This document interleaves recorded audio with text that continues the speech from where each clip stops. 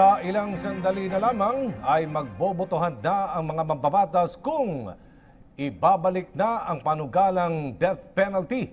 Mula sa Batasang Pambansa, may live report si Jervis Manahan. Jervis.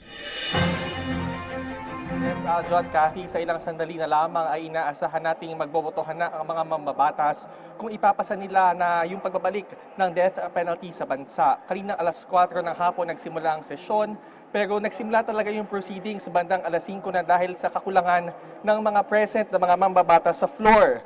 Kanina ay isinulong ni na Congressman Lito Atienza at Harry Roque na nominal voting yung gamitin sa pagboto sa death penalty. Viva voce o voice vote kasi yung nakatakdang gamitin sa pagboto. Ibig sabihin ay sisigaw lamang yung mga mambabatas kung pabor o tutol sila dito.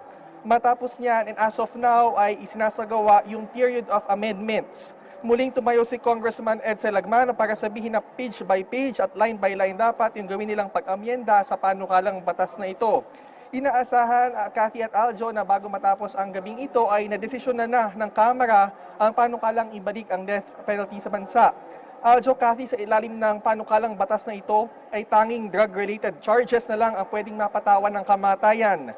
Laglag na yung mga krimen ng treason, plunder at rape. Kung babalikan natin ay nagsimula ito sa mahigit 20 heinous crimes, pero ngayon ay iisa na lamang ang natirang krimen. Marami kasi ang nagpahayag ng kanilang pagtutol dito dati. Tatlo pa rin yung modes of execution na nasa ilalim ng panukalang batas, ang firing squad, ang hanging o pagbibigti, at lethal injection. Itong death penalty bill ang kauna-unahang panukalang inihain nitong 17th Congress. Mismong si House Speaker Pantaleon Alvarez ang principal author ng panukalang ito. Inaasahan na sa susunod na linggo kung maipapasa nila ngayon ay babasahin ito for third reading at for ratification na rin dito sa mababang kapulungan.